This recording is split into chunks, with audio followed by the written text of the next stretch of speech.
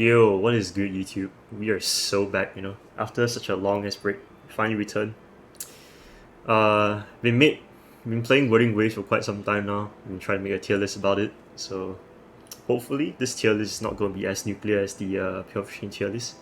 Trust me, you don't want to watch that shit. But anyways, just quick disclaimer: this is going to be general build value tier list. So nothing too crazy. If you have any comments on certain opinions about characters, do feel free to comment down below. I will respond to them and I will see you guys in the comment section. Alright, so now moving on, we're going to start off with our first character on the list here. It's Sanhua. She's one of the best supports we have right now, mainly because our true skill has basic damage deepen, which is very good for someone like Encore. So because of this, she's put in the S tier. She does really good personal damage as well. You can actually use her as the main DPS actually. She actually does pretty good damage. Alright, moving on, we got Yang Yang. Very good CC. Able to group everyone out of the ults and then you can just burst someone with Light Chi. So yes, if you have really good synergy with each other, does okay damage, but I think the main utility is just to bring everybody together so you can just burst them. So got this up there on A tier. Correct me if I'm wrong, but I think she also has some buff to damage when you swap out. But I'll need to verify this later. Alright, next we have Tao Chi. Honestly, as of now, she doesn't really seem to be how do I say this? Like she's not really used right now in the current composition that we have. Because like nobody really uses her kit. So unfortunately, because of how she plays, she's kind of sluggish to play. The only good thing about her kit so far is her on-demand parry, but that's pretty much about it. She's very sluggish to play, very slow. You do get shields here and there, but it's not really as good as other characters. So unfortunately, I'll need to put this character on the D tier. As of now, there isn't really much you can really do about her compared to other characters. But eventually once someone is able to utilize her kit, she would definitely go up some tiers as a pseudo sustain. Okay, moving on to Chixia. She's honestly quite fun to play, but because of how much damage she does in comparison to other fusion DPS, she just doesn't seem to fit as much as the rest. So because of this, to put her at C tier, but she is really fun to play though. So if you do enjoy her, just main her, man. There's really nothing wrong with it. Moving on to Alto. Not gonna lie, at first I thought he was quite useless because like I had zero idea how to play this guy. But after figuring out that you kind of need to abuse the clone as much as possible to get a damage bonus and all that, he's honestly not bad if you're running a TN together. So, and because his buff also deepens your wind damage, right? He's honestly really good. So putting a solid B tier. I don't think he's A tier because he is kind of hard to play, and you do need to get good. Also, there's going to be other buffers that will benefit more, right? And because he's kind of niche because he only buffs wind DPS, so that's why we're gonna put it in B for now. Moving on to Verena. Best support in the game, no question asked. Can heal, has damage bonus when you swap out. Pretty good, solid overall, nothing much to be said. Spectral Rover, honestly not bad. Not bad of a main character. Does really decent damage in early game, but kind of falls off mid game. Because the scaling is not as good as other DPS characters. She wants to play like a main DPS, but she's doing like sub DPS damage. You know what I'm saying? So because of this, we're gonna put at B tier. Alright, by the way, just saying that the characters on the tier list do not define like who is better. Like let's like this, like okay, look. Spectral MC is the same tier as Alto, but because Alto is at the front doesn't mean Alto is better than Spectral MC. So it's gonna keep it like general here, yeah. Moving on to the next character. I kind of forgot his name, not gonna lie. I think it's Ling Yang. He kind of specializes in I don't know, punching people and doing air tech stuff, but from what I've tried in the trial, I feel like he's a bit clunky to play. Also, it takes a while for his damage to really show up, so personally, I don't really think he's that good, but he is kind of fun to play with the whole movement and everything, and I think he's one of the most well-designed characters in the game. But I think because he just wants so much uptime, I feel like he's not as good as the other DPS out there, so I think I'll have to put him on the B tier. Jian Xing, I think that's her name, kind of forgot. She's a really solid jack of all trades character. She can heal, she can shield, she can buff your ultimate damage. Really solid generalist support. A lot of people say that she's bad. I think because most people want to run her as a DPS. It's not really easy to run as a DPS because you really need to get good echoes. But you know, if you run her as a pure like support, I think she's really good at doing what she does. Because this could put her A tier.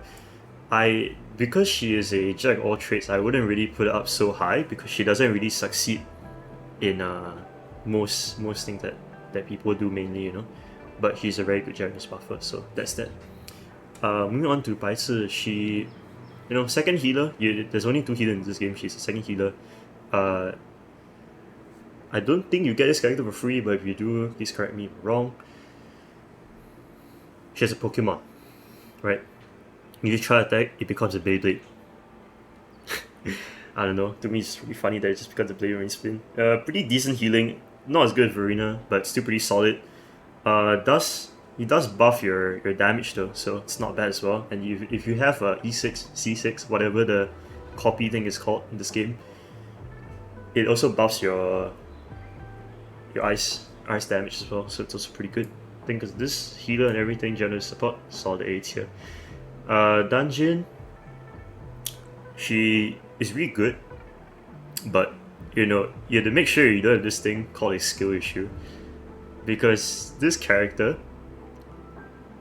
because of how she works, right, whenever you press your skill you lose a bit of your HP, and you know, if you become low enough you could just get tickled and die. So because of this, I wouldn't really put her to such a high level, because you really need to understand like how the enemy attacks you and all that for her to actually make it work. But I will say that she does very solid damage, and when she's low she also does more damage as well. So honestly, if you have the skill, easily at S tier, right? If you're a more casual player, you don't really wanna, if you want to play more comfortably, I wouldn't really recommend playing this character. Put an A tier. So we're gonna put him A tier just for the accountability of how they play. Moving on to Encore, she's very easy to play. She has this mechanic where you need to time the hits. Honestly, just spam click. You're still gonna get the last combo anyway for the basic attack. One of the best DPS in the game currently, and also a very, like, Sanhua is like a perfect support for her. I wouldn't say that she's double S tier. I mean, because you know, Tian is just better at doing what she does, damage and grouping people. So yeah, she's gonna play a B S tier for now, and then Spectral is back here. Okay, Yunlin. Looking at her CVT kit, it's honestly pretty solid. She's honestly one of the best sub DPS we have in the game right now. It's gonna be a very easy double S tier. You know, the animations, holy gyat, right? So insane. Then we got Havoc Roller. Dude, first time I see the main character actually do some crazy damage. From what I know, his ult actually has the highest multiplier in the entire game, the highest ult multiplier in the entire game, and it's insane how much damage he does. The only con that he has is that he requires so much uptime because he wants his enhanced state to be there, which is why, like, you know, sometimes his damage feels a bit bursty. Though I will say, he is still a very good DPS, and I would consider putting him at double S tier.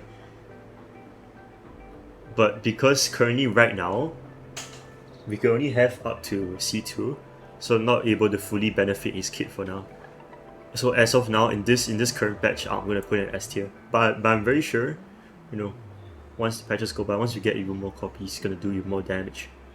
He's gonna be double S very soon because of how free play friendly he is, right? But I'm gonna put it in S for now. Moving on, we got Mortify, whatever you wanna call him.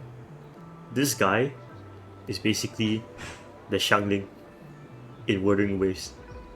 You know, I want to use Encore. What if he does more damage? I don't know, I don't know what's with this guy, but for some reason, he just does so much damage. For being a sub DPS, that buffs charge attack damage as well. So he's basically a Sanhua, but instead of basic attack, it's charge attack damage. Very good sub DPS.